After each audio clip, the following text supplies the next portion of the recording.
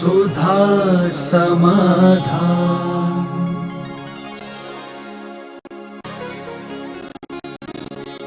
नमोस्तु गुरुदेव। कोई आदमी सीधा साधा हो और हमेशा धर्म में लिप्त रहता हो और आप जैसा गुरु हो, फिर भी उस पर मुसीबतें आएं तो कोई क्या करे? यही उसका अच्छे होने का लक्षण है। क्योंकि लोग आम के पेड़ को ही पत्थर मारते हैं, बबूल के पेड़ को नहीं मारते। जिस कार्यकर्ता की जित करने के बाद आलोचना हो रही, समझ लेना वो पक्का है। नेता की बुराई और कार्यकर्ता की बुराई हो तो समझ लेना चाहिए अब ये पक्का कार्यकर्ता बन गया। अपेक्षाएं नहीं करना चाहिए। हाथी चलेगा, कुत्ते नहीं भौंके तो हाथी नकली है जी। हाँ, कार्य करने वाला तो हाथी के समान काम करना चाहिए। कुत्ते भौंकते हैं, भौंकने तो क्या फर्क पड़ता है, वो खुद ही कर्म बंद करते हैं।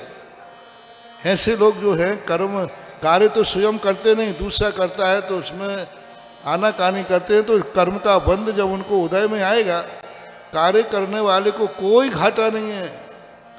मैं तो हमेशा कार्यकर्ताओं को कहता हूँ, कार्य करना जिनको आगे होना हो, जो पत्थर खाने की योग्यता रखते हैं वे ही आगे आए। फूलों की माला कभी मिलने वाली नहीं है। पहले ही निर्णय कर लो कि हम कार्य करेंगे, हमें गालियाँ मिलेंगी। हम कार्य करेंगे, हमें पत्थर पड़ेंगे। हम जितने फलेंगे फूलेंगे उतने ही पत्थर पड़ेंगे। तो फलना फूलना, नहीं तो फल नहीं फूलना नहीं। इसलिए ये कोई बात नहीं है, तो सदा से होता आया है, होता रहेगा। सफेद कपड़े पर रंग डालने में ही मजा आता है बेटा। काले कपड़े पर कौन रंग डालता है? नमोस्तु गुरुदेव। मंदिर में मूल नायक और वेदी मूल नायक में क्या अंतर होता है, और जो नगर मूल नायक होते हैं उनका हमारे जीवन और नगर पर क्या प्रभाव रहता है? मंदिर के मूल नायक वो कहलाते हैं जो मंदिर को जिस नाम से स्थापित किया जाता है उसको मंदिर का मूल नायक बोलते हैं। वेदी के मूल नायक भी अपन बना लेते हैं, लेकिन वो कोई ज़्यादा महत्वपूर्ण नहीं है। मंदिर का मूल नायक महत्वपूर्ण है, जिसका समाज के ऊपर प्रभाव पड़ता है, पूजा करने वालों पर भी प्रभाव पड़ता है, स्थापन करने वालों का भी प्रभाव पड़ता है। तो उस मूल नायक के लिए अपने आप में मूल नायक का अर्थ ही होता है कि सारी समाज उन्हीं मूल नायक को ध्यान में रख कर के अपना सारा कार्य करती है, उन्हीं का स्मरण करती है, इसलिए उनका महत्व होता है। नमोस्तु गुरुदेव। न्याय व्यवस्था और दंड व्यवस्था किस लिए की जाती है? देवता लोग यह वह जान लेते हैं कि इसे कर्म की फल मिल रहा है, लेकिन वह ये भी जानते हैं कि ये जो दंड मिल रहा है ये उसी व्यवस्था के अंतर्गत है। दंड मिलना भी तो अपराध का ही फल है। अपराध किया है तभी तो दंड दिया जा रहा है। तो मजिस्ट्रेट जो दंड देता है यही तो मान के देता है कि अपराध है, इसको दंड दिया जाना चाहिए। वो एक कर्म की व्यवस्था में सेट है। यदि उसने अपराध नहीं किया है तो उसको दंड नहीं मिलेगा। तो ये दंड व्यवस्था तो कर्म व्यवस्था के अंतर्गत आती है। कर्म ही उसको दंड दिलवाता है, ऐसा मानना चाहिए। नमोस्तु गुरुदेव।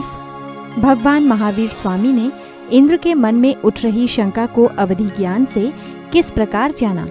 तो उन्होंने पैर हिलाया ना।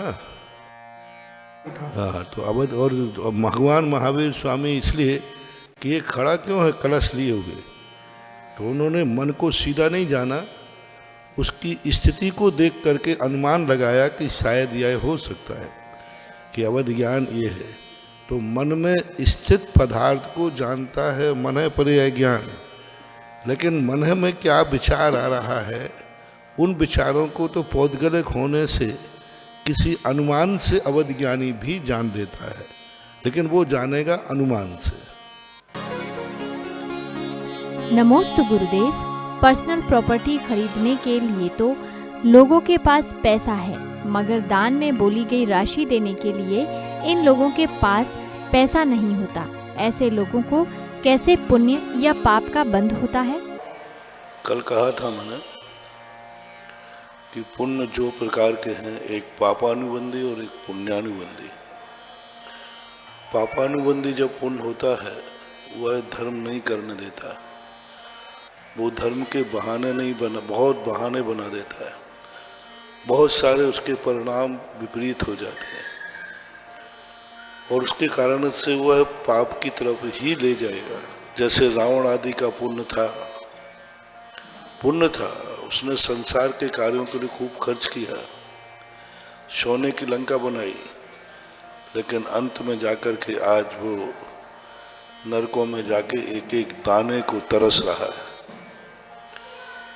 आज जो गरीब लोग हैं ये कल के अमीर थे, इन्होंने यही किया तो लक्ष्मी ने उनको अभिशाप दे दिया कि तूने मात्र मेरे से संसार ही बढ़ाया है, कभी मुझे परमार्थ की तरफ नहीं लगाया, तो वही इनके जीवन को आगे जाकर के उस धन से रहित कर देगी। अमीर लोगों को सदा गरीबों की तरफ देखना चाहिए। आज उनकी ये हालत क्यों हुई? कल वो तुम्हारे जैसे ही थे, तुम्हारे जैसे धनवान थे, पर उन्होंने कभी भी, उनके नगर में, उनके गांव में, उनके पास सब कुछ था, जैन कुल था, फिर भी देने का भाव नहीं आया। बहाने अनेक बना सकते हैं। कर्म और धर्म ये दो व्यक्ति के सामने कोई बहाना नहीं चलता। कर्म और धर्म के सामने कोई बहाना नहीं चलता। अपन दुनिया की आंख में धूल झोंक सकते हैं, लेकिन कर्म और धर्म की आंख में धूल, वो सबको देख रहा है कि तुम्हारा भाव क्या है, तुम्हारा परिणाम क्या है। कल पछताओगे, उस समय हम कुछ भी नहीं कर पाएंगे। आज हम गरीबों को कुछ नहीं कर पाते, गरीब आके रोते हैं, कुछ नहीं कर पाते, क्योंकि उनको वह इस रूप में दंड दिया जा रहा है कि इन्होंने इस प्रकार के कई बहानेबाजी बनाई। और प्रातःकाल भी हमने कहा था, धर्म क्षेत्र के कार्यों में कभी गरीब मत बनना, असमर्थ मत बनना। असमर्थ होकर के भी इतना समर्थ तुम्हारे में आ जाए कि शेर भी सामने आ जाए धर्म के लिए तो भी उससे भिड़ने को तैयार हो जाए। शूकर की ताकत नहीं थी, लेकिन जब धर्म की बात आई तो वो शेर से भिड़ गया और पंचम स्वर पा लिया। धर्म क्षेत्र की जब बात आई है तो अपनी समर्थ को भी बढ़ा लेना चाहिए, असमर्थ होकर के भी समर्थ हो जाना चाहिए। लेकिन कर्म है वो अपने आप उसको सजा दे देगा, आज नहीं कल उनको पछतावा होगा। नमोस्तु गुरुदेव, 13 पंथ और 20 पंथ क्या है? 13 ही पंथ रहना तो शुद्ध मत लगाओ। हाँ तो कोई एक ही पंथ है। 13 पंथ है ना, जिनेन्द्र देव का पंथ। 13 पंथ नहीं है वो, 13 पंथ है ना, जिनेन्द्र देव का पंथ, मूल आमना का पंथ, कुंद कुंद की परंपरा का पंथ, जो कुंद कुंद परंपरा से चलाया हुआ, कुंद कुंद की आमना को जो सुरक्षित करने वाला है, उसी का नाम बाद में बदल करके 13 पंथ हो गया। मूल में कुंद कुंद की परंपरा है, कुंद कुंद की मूल आमना है। कुंद कुंद की परंपरा को रक्षा करने वाला एक नाम टाइटल दिया 16वीं शताब्दी में। 16वीं शताब्दी के पहले यही पंथ कुंद कुंद मूल आमना के नाम से जाना जाता था। कुंद कुंद की मूल आमना जो है वह साक्षात जिनेन्द्र देव से, शुद्ध केवलियों से परंपरा से चली आई, और कुंद कुंद आमना को चलते जा रहे थे। किसी कारण से 16वीं शताब्दी के अंदर एक सांगानेर में विषमवाद हुआ 1664 में। 1664 में एक नरेंद्र कीर्ति नाम के भट्टारक दक्षिण से आकर आमेर की गद्दी पर बैठे, और उन्होंने आमेर की गद्दी में बैठकर दक्षिण की जो परंपराएं थी, पुन्नाट संघ की, एक पुन्नाट संघ हुआ है, पुन्नाट संघ की परंपराओं को उन्होंने उत्तर भारत में चलाने का प्रयास किया। सांगानेर में एक अमरचंद भौसा रहते थे। उन्होंने कहा कि भट्टारक जी, कुंद कुंद की मूल आमना इस उत्तर भारत में चलती है, आप नई परंपरा क्यों चला रहे हैं? बोले मैं गद्दी पर बैठा हूँ, मेरी ही परंपरा चलेगी। तो पूछा भौसा जी ने कि भाई आप कितने प्राचीन हैं, कब से परंपरा चली पुन्नाट संघ की? तो निर्णय हुआ, फैसला हुआ कि कल लाकर के अपने अपने प्रमाण दिए जाएंगे, कौन पुराना कौन नया। तो भट्टारक जी अधिकतम 7वीं शताब्दी तक के प्रमाण ला पाए। 7वीं शताब्दी के पहले किसी भी ग्रंथ में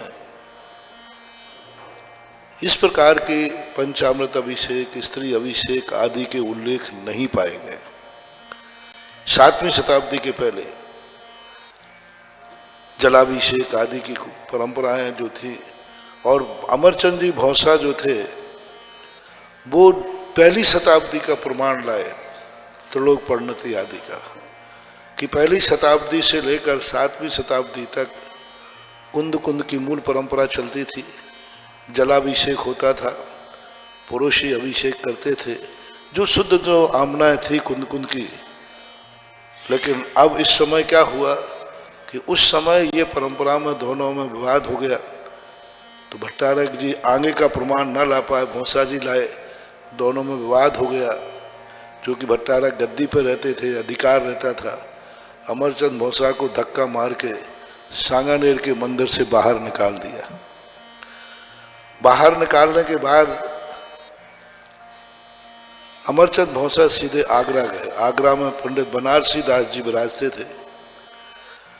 पंडित बनारसी दास की अध्यक्षता में उत्तर भारत के लोगों की एक मीटिंग हुई, और उस मीटिंग में ये प्रस्ताव पास हुआ गया कि भट्टारक से माना जाए कि ये परंपराएं कैसी हैं, क्या है, क्या नाम है इनका, आगम में क्या नाम है। उन्होंने कोई नाम का उल्लेख नहीं किया, उन्होंने 20 पंथ नाम दे दिया।